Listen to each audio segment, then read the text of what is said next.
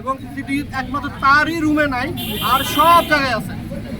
এবং তার কেবিনে সে ডিজিটাল লক লাগাইছে, তার পার্সোনাল ফ্রিজ, তার পার্সোনাল চেয়ার সব সে ম্যানেজমেন্ট করে রাখছে যেন নারী নিয়ে সে ফুর্তি করতে পারে, নারী নিয়ে যেন সে ফুর্তি করতে পারে। এবং আমি চক্ষুষ প্রমাণ, আমার কাছে প্রমাণ আছে, উনি মেয়ে নিয়ে, অফিসের একটা মেয়ে নাম হচ্ছে সুরাইয়া ইসলাম, তাকে আমি হাতে হাতে ধরি এবং আমার কাছে ফুটেজ আছে, আমি আপনাদেরকে ফুটেজটা দেখাচ্ছি।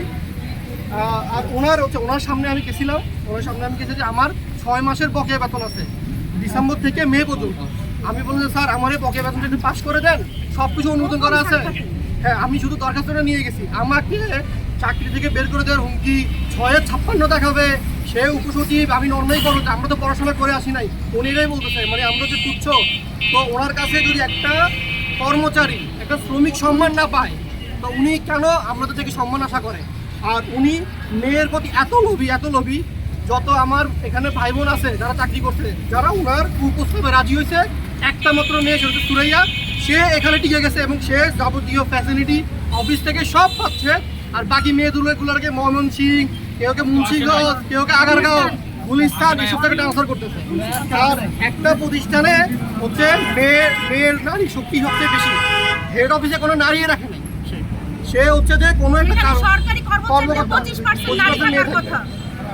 আর এ হচ্ছে সিসিটিভি ফুটেজ, সে হচ্ছে অফিসের মেয়ে নিয়ে, এটা হচ্ছে আমাদের উপসচিব স্যার, উনি এই যে সুরাইয়া ইসলাম নারী কেলেঙ্কারিকে নিয়ে যে প্রাইভেট প্লেসে গেছে, এটা হচ্ছে প্রাইভেট প্লেস, ফুটেজটা আপনারা দেখেন ভালো।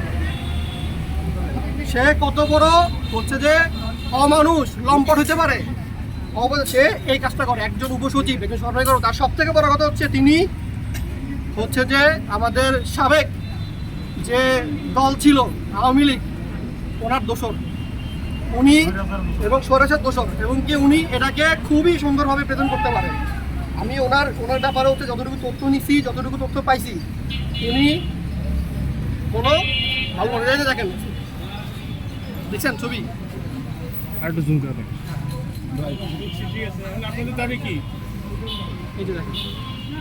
আমাদের এই মৈত্রীশিল্প সবার দাবি,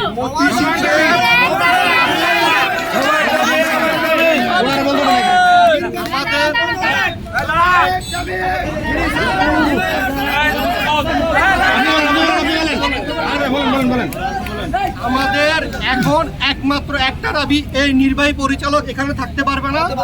উনি যতক্ষণ থাকবে আমরা কেউ কাজ করবো না, পেন ডাউন, এবং হচ্ছে আমরা কোনো কর্মতে যাব না।